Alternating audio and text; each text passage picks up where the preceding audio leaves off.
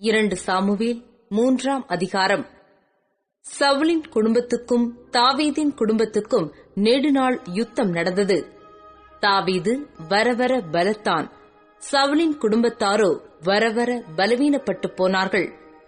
எப்ரோனிலே தாவீதுக்கு பிறந்த குமாரர் இஸ்ரவேல் ஊராளான அகினோவாமிடத்திலே பிறந்த அம்னோன் அவனுக்கு முதல் பிறந்தவன்.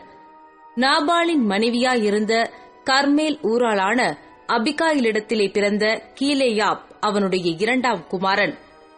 3ஆம் குமாரன் கேசூரின் ராஜாவான தல்மாய் குமாரத்தியாகிய மாக்காள் பெற்ற அப்சலோம் என்பவன். 4ஆம் குமாரன் ஆகீத் பெற்ற அதோனியா என்பவன். 5ஆம் குமாரன் அபித்தாள் பெற்ற செப்பத்தியா என்பவன். 6ஆம் குமாரன் தாவீதின் மனைவியாகிய எக்லாளிடத்தில் பிறந்த இத்ரேயாம் என்பவன். இவர்கள் எப்ரோனிலே தாவீதுக்கு பிறந்தவர்கள். சவுலின் குடும்பத்துக்கும் தாவீதின் குடும்பத்துக்கும் யுத்தம் நடந்து வருகிற போது அப்னேர் சவுலின் குடும்பத்திலே பலத்தவனானான். சவுலுக்கு ஆயாவின் குமாரத்தியாகிய ரிஸ்பாள் என்னும் பேருள்ள ஒரு மறுமனையாட்டி இருந்தாள். இஸ்போசேத் அப்னேரை நோக்கி, நீ என் தகப்பனாருடைய மறுமனையாட்டியினிடத்தில் பிரவேசித்தது என்ன என்றான். அப்னேர் இஸ்போசேத்தின் வார்த்தைகளுக்காக மிகவும் கோபம் கொண்டு, உம்மை தாவீதின் கையில் ஒப்புக்கொடாமல் இந்நாள் மட்டும் உம்முடைய தகப்பனாகிய சவுலின் குடும்பத்துக்கும் அவருடைய சகோதரருக்கும் சிநேகிதருக்கும் தயவு செய்கிறவனாகிய என்னை நீர் இன்று ஒரு ஸ்திரீ நிமித்தம் குற்றம் பிடிக்கிறதற்கு நான் யூதாவுக்கு உட்கையான ஒரு நாய் தலையா? நான் ராஜ்யபாரத்தை சவுலின் குடும்பத்தை விட்டு தாண்ட பண்ணி தாவீதின் சிங்காசனத்தை தான் துவக்கி பெயர்செபா மட்டுமுள்ள இஸ்ரவேலின் மேலும் யூதாவின் மேலும் நிலைநிறுத்தும்படிக்கு கர்த்தர் தாவீதுக்கு ஆணையிட்டபடியே நான் அவனுக்கு செய்யாமற் போனால் தேவன் அப்னேருக்கு அதற்கு சரியாகவும் அதற்கு அதிகமாகவும் செய்ய கடவர் என்றான். அப்பொழுது அவன் அப்னேருக்கு பயப்பட்டதினால் அப்புறம் ஒரு மறுமொழியும் அவனுக்கு சொல்லாதிருந்தான். அப்னேர் தன் நாமத்தினாலே தாவீதினிடத்திற்கு ஸ்தானாபதிகளை அனுப்பி, தேசம் யாருடையது? என்னோடு உடன்படிக்கை பண்ணும். இதோ இஸ்ரவேலையெல்லாம் உம்மிடத்தில் திருப்ப என் கை உம்மோடிருக்கும் என்று சொல்லச் சொன்னான். அதற்கு தாவீது, நல்லது, உன்னோடே நான் உடன்படிக்கை பண்ணுவேன். ஆனாலும் ஒரே காரியம் உன்னிடத்தில் கேட்டுக்கொள்ளுகிறேன். அது என்னவெனில், நீ என் முகத்தை பார்க்க வரும்போது சவுலின் குமாரத்தியாகிய மீகாளை நீ அழைத்து வர வேண்டும். அதற்கு முன் நீ என் முகத்தை பார்ப்பதில்லை என்று சொல்லச் சொல்லி அவன் சவுலின் குமாரனாகிய இஸ்போசேத்தினிடத்திற்கும் ஸ்தானாபதிகளை அனுப்பி, நான் பெலிஸ்தருடைய 100 நுனித்தோல்களை பரிசமாக கொடுத்து விவாகம் பண்ணின என் மனைவியாகிய மீகாளை அனுப்பிவிடும் என்று சொல்லச் சொன்னான். அப்பொழுது இஸ்போசேத் அவளை லாயிசின் குமாரனாகிய பல்தியேல் என்னும் புருஷனிடத்திலிருந்து அழைத்து வர ஆட்களை அனுப்பினான். அவள் புருஷன் பக்கூரின் மட்டும் அவள் பிறகாலே அழுது கொண்டு வந்தான். அப்னேர் அவனை நோக்கி, நீ திரும்பிப்போ என்றான். அவன் திரும்பி போய்விட்டான். அப்னேர் இஸ்ரவேலின் மூப்பரோடே பேசி, தாவீதை உங்கள் மேல் ராஜாவாக வைக்கும்படிக்கு நீங்கள் அநேக நாளாய் தேடினீர்களே, இப்போதும் அப்படி செய்யுங்கள். என் தாசனாகிய தாவீதின் கையினால் என் ஜனமாகிய இஸ்ரவேலை பெலிஸ்தரின் கைக்கும் அவர்களுடைய எல்லா சத்துருக்களின் கைக்கும் நீங்களாக்கி ரட்சிப்பேன் என்று கர்த்தர் தாவீதை குறித்து சொல்லியிருக்கிறாரே என்றான். இந்த பிரகாரமாக அப்னேர் பென்யமீன் மனுஷர் காதுகள் கேட்க பேசினான். பின்பு அப்னேர் இஸ்ரவேலர் பார்வைக்கும் பென்யமீனுடைய எல்லா குடும்பத்தாரின் பார்வைக்கும் சம்மதியானது எல்லாம் எப்ரோனிலே தாவீதின் காதுகள் கேட்க பேசுகிறதற்கு போனான். அப்னேரும் அவனோடே கூட 20 பேரும் எப்ரோனில் இருக்கிற தாவீதினிடத்தில் வந்தபோது தாவீது அப்னேருக்கும் அவனோடே வந்த மனுஷருக்கும் விருந்து செய்தான். பின்பு அப்னேர் தாவீதை நோக்கி, நான் எழுந்து போய் இஸ்ரவேலரை எல்லாம் உம்மோடே உடன்படிக்கை பண்ணும்படிக்கு ராஜாவாகிய என் ஆண்டவனிடத்தில் சேர்த்துக் கொண்டு வருகிறேன். அதனாலே உம்முடைய ஆத்துமா அரசாள விரும்புகிற இடமெல்லாம் அரசாளுவீர் என்றான்.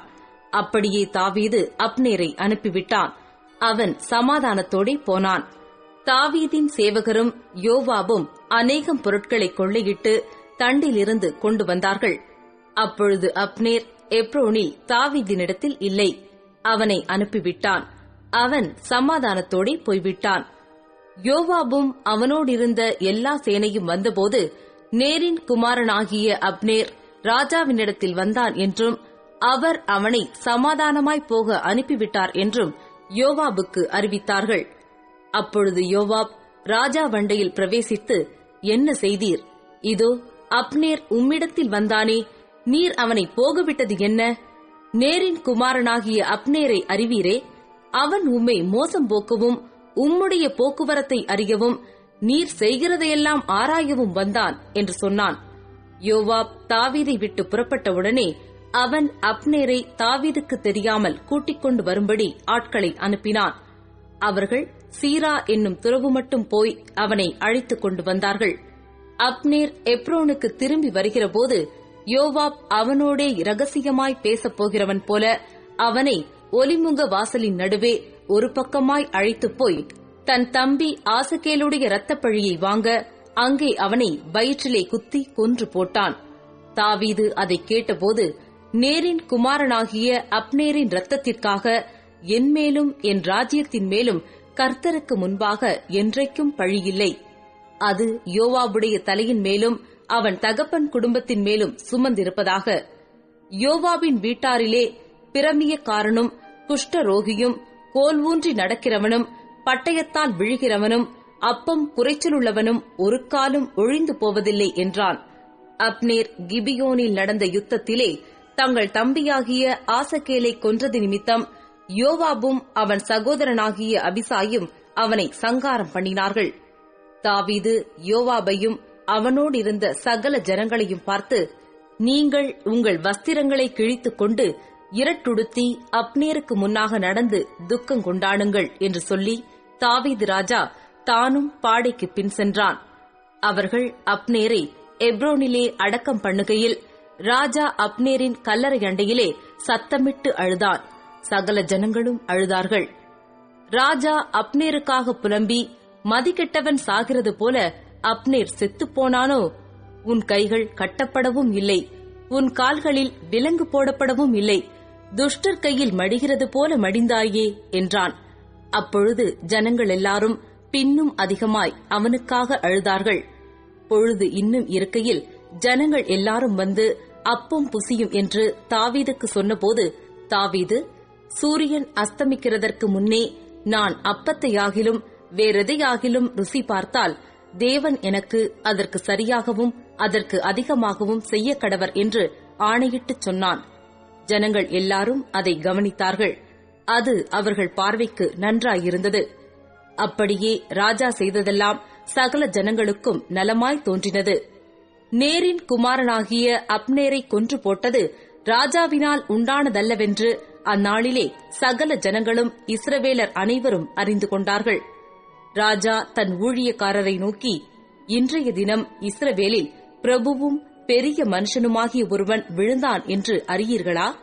நான் ராஜாவாக அபிஷேகம் பண்ணப்பட்டவனாயிருந்த போதிலும் நான் இன்னும் பலவீனன்.